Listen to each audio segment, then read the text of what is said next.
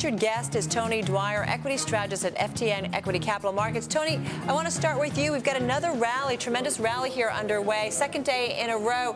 Your latest note, you say we see no reason to change our very bullish outlook. How come? Well, we're looking for a capital V recovery. I disagree. I agree with Scott, your earlier guest, that we're going to have a recovery. I think people are really underestimating it. In the history of our economy, all you have to do is look at times where we've had the kind of retrenchment we've had. It leads to a sharp recovery. It leads to the mirror image. And I think there's no reason to expect it to be different this time because everything is normal. We just had jobless recoveries and below average recoveries in the last two cycles because the economic deceleration was lesser. Wait, did you just say everything is normal? I think everything is normal. When you have a severe recession, you have a sharp recovery. It's always been that way. The last two recoveries have been subpar because the recessions were shallow. All right, but I got to come back at you because I would argue that most people would say what we've gone through in the last year and a half is anything but normal, and certainly when it was answered by tremendous amounts of stimulus, many different forms of it globally. What makes you so sure that it's going to be normal coming out of this? Well, again, it's normal for a sharp retrenchment. Typically, a recession in the U.S. has been not as significant as we just saw. Certainly, the credit crisis wasn't normal. It was a worse than expected economic deceleration.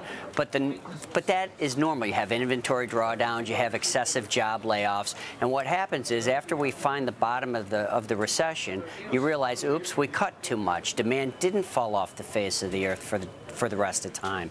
And I think that's where you get a sharp economic recovery that people are underestimating. It's, for example, if you just laid everybody off because you thought you would have no business, forget about lower demand, you would have no business, you've got to hire them back if you do have even stabilization in your business model. Wouldn't you expect, though, after the kind of drops that we've seen in GDP, if this were indeed a normal V-shaped recovery, to see gains of 7 or 8% over this quarter and the next? I think you're going to get those big gains coming over the next 4 quarters. The average, if you look at the 4 quarters following a recession, historically since World War II, your average annualized GDP, real GDP, for those 4 quarters is above 6%. I do believe we are going to have sharper than expected economic recovery for the quarters ahead of us.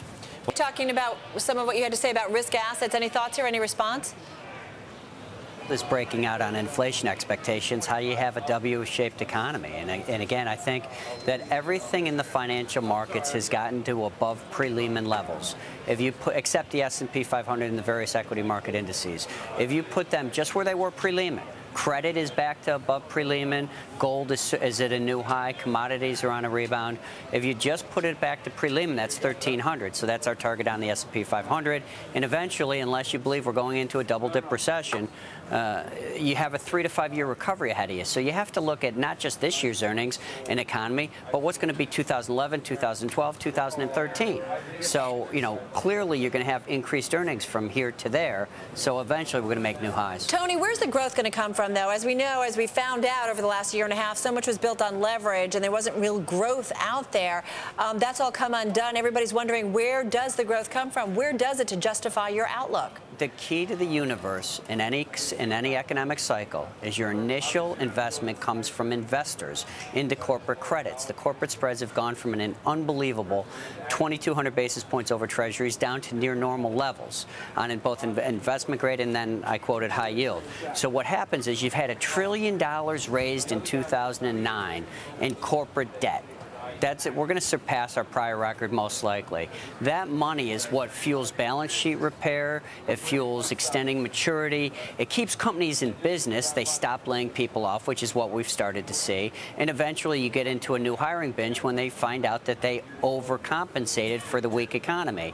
So it's all when I said before, it's normally what happens in an economic recession followed by an economic recovery, and it's showing up in gold because, again, that shows that there is economic vitality, and some of the other commodity-based ETFs are kind of dysfunctional now, so there's a clear focus on that. Speaking of Tony, I'm just curious. I mean, you're upbeat here. So what are the key kind of indicators you're watching that either continue to either prove kind of your outlook or might kind of chip away at it here?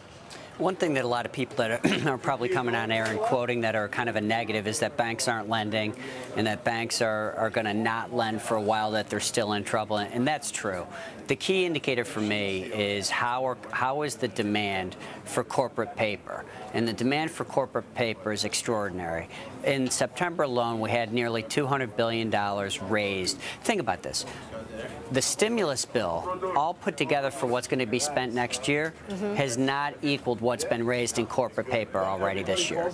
So we're having a stimulus and a balance sheet repair and pro-growth moves coming from corporate America by money that they're raising now in corporate debt. It's when the demand for that falls that you come into trouble, where you don't have access to bank financing and investors aren't fueling you. Right now, investors are fueling you with like hyper jet fuel, like never before seen kind of demand, and that is a very, very strong positive that people are underestimating. But Tony, what about the consumer deleveraging that surely has to continue going on at 122% debt to personal income? I mean, isn't that a concern in an economy that's so dependent on the consumer? Well, it is dependent on the consumer, and our assumption is you're going to have some of the savings rate. The savings rate goes up in every recession. It just does. It also comes down following every recovery, following the recession. I think that is going to prove to be the case this time. The key thing that I watch is interest expense to GDP. I want to see how much interest we're paying on our debt, not just the level of debt. And again, you're going to hear a lot of people say, you know, this is going to end badly. We're just fueling more credit. And that's true, but we're on the right side of it. The consumer typically spends what they make. We all turtled up at the end of the fourth quarter and into the first quarter of 09 and even the second quarter of 09. And as we find out that we're going to be able to keep our job, at this point, the financial market's cratered. Hopefully, if I was going to lose my job, I would have already lost it. So I'm confident I'm going to have my job, which means I can go out and spend money on jeans for the kids in school, et cetera, et cetera. And I think the public is beginning to do that. All right, we're going to leave it there. Hey, Tony, thank you so much. Tony Dwyer over at FTN Equity Capital Markets.